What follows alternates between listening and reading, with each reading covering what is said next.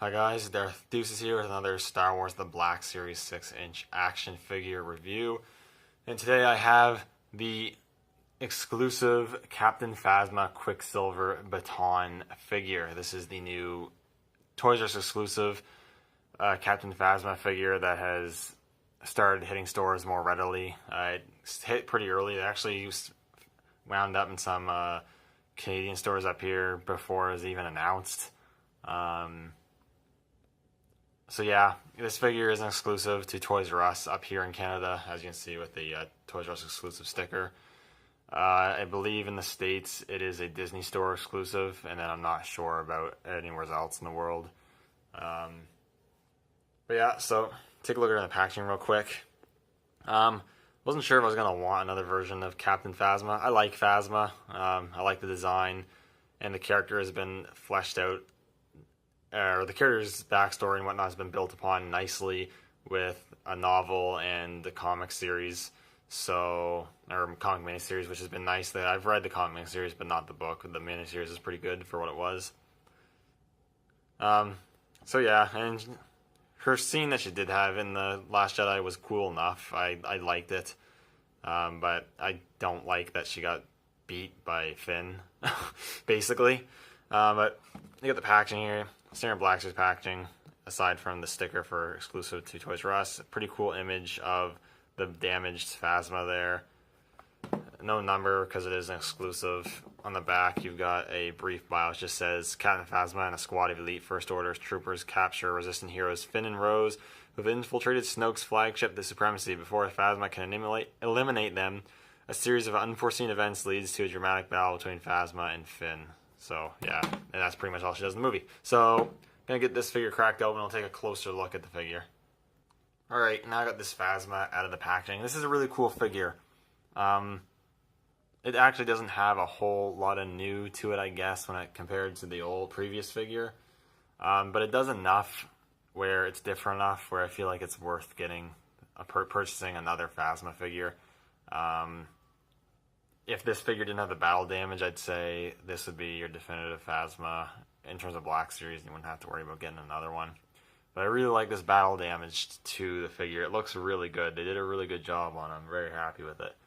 The cape and the head sculpt is new. She comes with a couple new accessories. Aside from that, the rest from the neck down, as far as I can tell, aside from paint, the body is exactly the same as the previous Phasma figure. And I guess that's okay. There's nothing really wrong with that mold, so if it ain't broke, why fix it? We're looking at the head sculpt because that is what's new, and I think it looks really, really good. Obviously, we don't have a vac chrome finish on this figure. I don't think Hasbro will ever give us that in the Black Series unless it's like some exclusive figure that's a lot more expensive than normal. But this silver does work pretty nicely. It has a nice shine to it, so I'm not too worried about that. Excuse me, that bothers people more than others. Bothers people more than it bothers me. So, but that battle damage looks fantastic. You got this yellowish color, and then the black scorching around it, which is really cool. You got all the internal details of the helmet that's been revealed from the bashing away of the plate chromium. And you got more silver dry brushing, some black paint apps, which look really good. The little that's left of the eye lens. Then you get the busted open eye lens, which has her eye showing outside, which looks really, really good. This eye seems to be face print tech because it doesn't look like hand painted. It looks face print tech. And what they actually did to do this is they actually semi-sculpted a head underneath. As you can see, there's actually a head underneath. There's a nose sculpted and everything. I don't think there's a mouth sculpted, but there's a nose. So they sculpted the head underneath. They did their face print probably of Gwendolyn Christie to get the eye looking right. And then they sculpted a new helmet and then put it over the head and glued the helmet onto the head. If you took this helmet off, I would expect that there's probably some sort of gap or whatever where they glued on the helmet to the head. So I wouldn't do that. But aside from that, it looks really good. I absolutely love how that looks.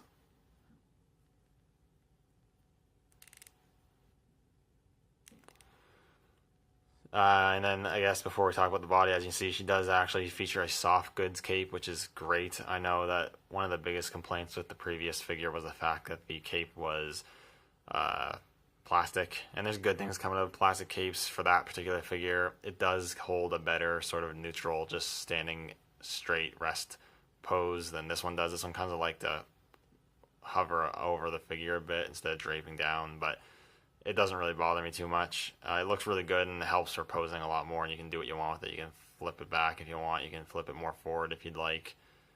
It's up to you. I think it's supposed to be just about there, but looks really good. And you got like this vinyl, I guess, attached to the edge for the red trimming. It looks really good, and the fabric is a nice material. It feels pretty good quality. I don't think it's going to fray easily, so that is also really good.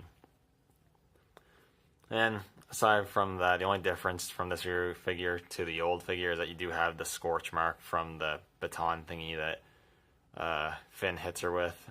It does look really good. You've got all the black scraping and the yellow and the black scorching and whatnot. It looks really good. And it's even up there a bit more as well, so that's pretty cool. And that looks really good. I have no problem with that. And then it's just the normal Phasma body afterwards. I don't think there's much difference. This hand might be different. It might be a bit more closed than the previous one. I don't really remember, or I can't tell for sure. I do have the other Phasma. I'll compare them in a moment. But you do have the silver paint. It looks good. It's about as good as we're going to get from Hasbro, and I think it works good enough. Looks pretty good. And all the sculpting details there, it looks great. You get the canister on the back, get the pouches. All the paint apps are pretty clean for the most part. Don't have too many issues. There's a couple random nicks, but it's not too bad. You do have the slot there to peg her blaster rifle, so that's always nice. And you got the knee guards and whatnot. You got the peg holes at the bottom of the feet. So, pretty good. I like it. In terms of articulation, she's, pretty well articulated, standard black series. She does have a hinge, a ball joint in the head as well as a hinge. You can't really pivot. You can rotate. You got a hinge at the neck, but it's pretty tight. It can get her looking up, and you can get her looking down quite a bit. But the going back is a bit more of a problem. Ball hinge at the shoulders. Those move about 90. These are a bit more pliable material, and this one actually looks like it wants to come off, which kind of sucks. And rotation there is fine. Single hinge at the elbow moves just shy of 90 degrees. I kind of wish they would have resculpted these to be kind of like the new single hinges that can go further, but it's not a big deal, I guess. And then you got ball hinges at the wrists. They go in and out and rotate. Ball joint at the torso moves pretty good back, pretty decently forward. Pivots a bit and rotate. No waist rotation. Ball hinges at the hips, which if you finagle the armor and the pouches around, you can spread it that far, not too bad. Again, you gotta finagle that, but you can kick is just okay. I wouldn't call it a kick crazy. A swivel at the thigh, which is useful. Double hinges in the knees, move decently. And then hinges at the ankles with rocker joints, which move pretty good. So good articulation. It's pretty much your standard Black Series articulation. Ever so slightly dated, but it's not too bad.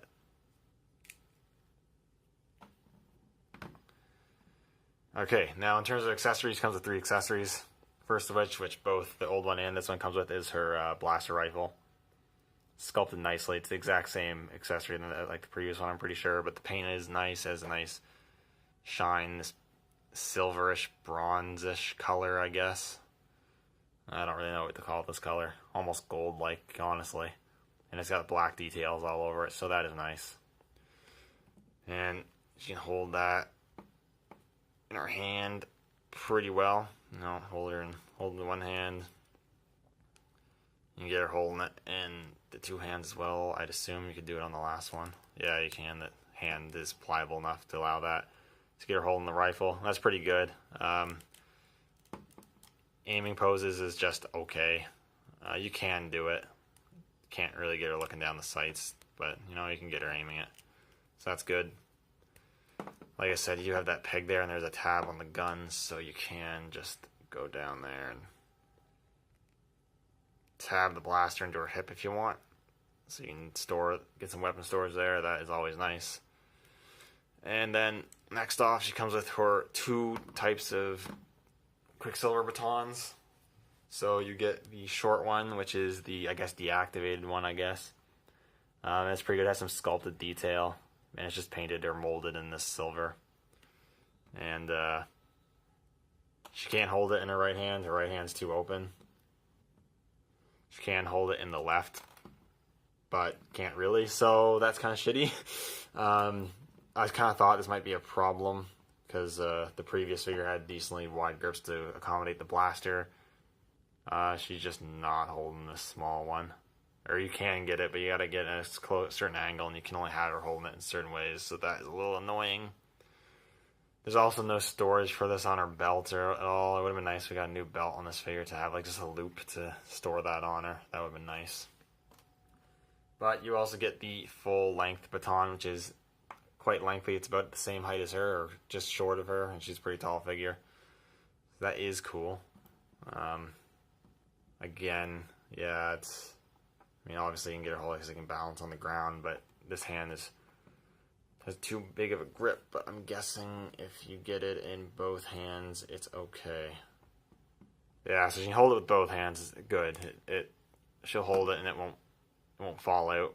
But single hand, you can't really do single-handed poses on this hand, and I'm not really sure about this one, but that looks pretty cool. I'll actually test that real quick.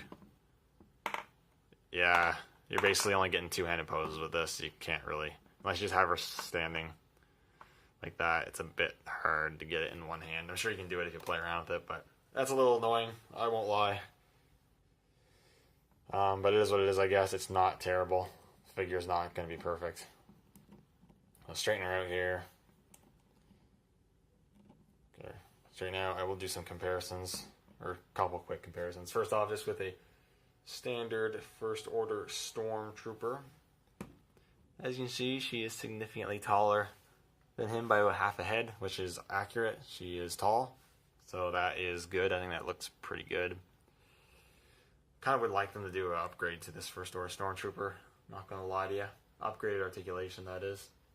And here she is with, I'll actually put her on this side, with the old Captain Phasma figure. This old Captain Phasma figure is not bad at all. I think it still stands up for the most part.